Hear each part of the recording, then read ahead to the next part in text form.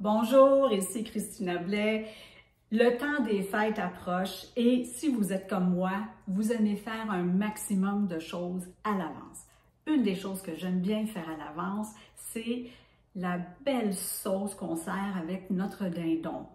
J'ai encore, moi, en mémoire, ma mère qui devait préparer sa sauce au dernier moment avec le fond de cuisson qui restait dans la rôtissoire, avec la marmaille qui courait autour d'elle. Pas la situation idéale. Alors, j'ai décidé de trouver une façon de faire ma sauce à l'avance et qu'elle soit aussi goûteuse que si elle était faite avec le fond de cuisson de la dinde. L'idée, justement, c'est de recréer un fond de cuisson. Vous savez, ça, c'est le brun là, qui se forme au fond de la rôtissoire. On va recréer ça avec les bons ingrédients. Vous allez voir, c'est pas si compliqué. Pour commencer, ça dépend de combien de temps à l'avance vous faites la sauce. Si c'est quelques jours à l'avance puis que votre dindon est au réfrigérateur et qu'il est en train de décongeler ou il est décongelé, vous pouvez prélever sur votre dindon des bouts de peau et des morceaux de gras. Vous savez, il y en a souvent des morceaux de gras à l'intérieur de la cavité et vous avez aussi le cou. Alors, on va chercher le cou, on enlève des bouts de peau qui ne sont pas nécessaires, on enlève des morceaux de gras et on va partir notre fond avec ça. Moi, je n'ai même pas acheté mon dindon encore. Alors, ce que je suis allée acheter à l'épicerie, c'est des ailes de dindon. Donc, j'ai à peu près 500 grammes d'ailes et de cuisses de dindon que j'ai coupées en morceaux. On va mettre ça dans une casserole. Moi, j'ai pris ma cocotte. Et puis, on va ajouter à ça du bouillon. Un bon bouillon, un bouillon fait maison. Je vous ai montré comment faire récemment. Vous allez pouvoir l'utiliser. Avec mes bouts de dindon, je vais mettre 2 tasses de bon bouillon. Et parce que moi, je n'ai pas beaucoup de gras sur mes morceaux d'aile, je vais ajouter un peu de gras. J'aurais pu mettre de l'huile végétale, mais ça ne contribue pas beaucoup de goût. J'avais dans mon congélateur du gras de canard, alors je vais mettre à peu près une cuillère à soupe de gras de canard. On va amener ça à ébullition et on va laisser vraiment bouillir, bouillir, bouillir jusqu'à ce que ça soit réduit presque à sec.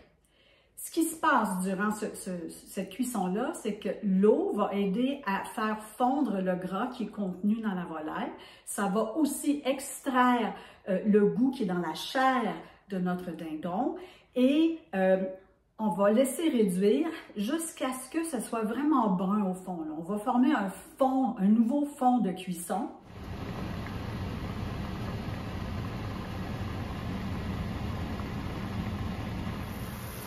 Alors, ça fait environ 20-25 minutes que mon mélange est sur le feu. Alors, voyez-vous comment ça commence à grésiller. Presque toute l'eau est évaporée. Je vais laisser encore aller 1 minute ou 2. Je veux vraiment que ça commence à brûler. Alors, ça y est, ça fait à peu près 25 minutes que ça mijote. Ça sent vraiment bon. Je vais vous montrer ce que ça donne. Alors, au fond, il y a vraiment du brun. Voyez-vous? Ah! C'est ça qu'on veut. Alors, c'est le moment d'ajouter carottes, céleri et oignons. Là, on va baisser le feu parce qu'on ne veut pas que notre fond brûle. Et vous imaginez la très belle couleur que ça va donner à notre sauce. Alors, on continue à cuire carottes, céleri et oignons pendant quelques minutes. Ça commence à sentir vraiment bon. Alors, les légumes sont attendris. Puis, j'ai encore mon fond vraiment brun qui est au fond de la casserole. C'est le moment de déglacer avec du vin blanc. Et à l'aide de votre cuillère de bois, mais idéalement, je vais prendre ça. Idéalement, vous prenez une spatule à lame droite, donc quelque chose comme ça, parce que ça va vous permettre d'aller gratter le fond, parce que ce qu'on veut faire, c'est dissoudre les sucres et les protéines qui ont caramélisé au fond de la casserole. C'est la fameuse réaction de Maillard pour aller chercher toute cette saveur-là. Alors ça, c'est fait.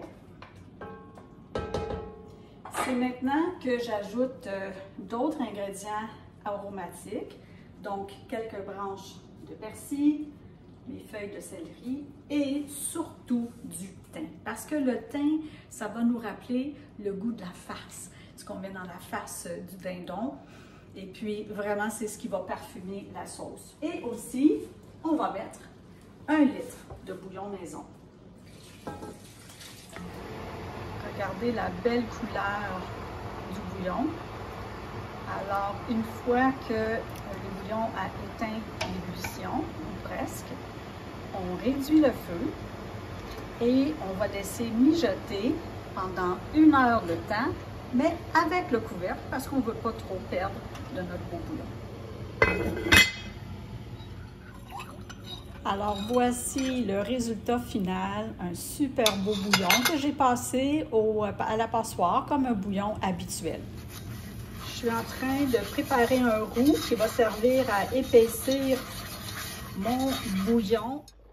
Alors la sauce est prête, j'ai ajouté le bouillon tranquillement dans mon roux et regardez cette belle sauce, la couleur est magnifique, le goût est extraordinaire. Alors, voilà ma sauce. J'en ai un bon litre. Regardez la couleur, comme elle est belle. La consistance est parfaite pour moi. Cette sauce, moi, je vais la mettre au congélateur. On peut la garder jusqu'à 3 ou 4 semaines. Mais si vous êtes plus près du jour J, bien, vous pouvez la laisser jusqu'à 5 jours au réfrigérateur. La sauce, ça se pourrait qu'au moment de la réchauffer, vous la trouvez un peu trop claire. Donc, vous prenez une des méthodes habituelles connues pour épaissir une sauce qui est trop liquide. Alors, vous pouvez faire ça avec un mélange de farine et d'eau, un mélange de fécule de maïs et d'eau ou encore avec un beurre manié. On y va.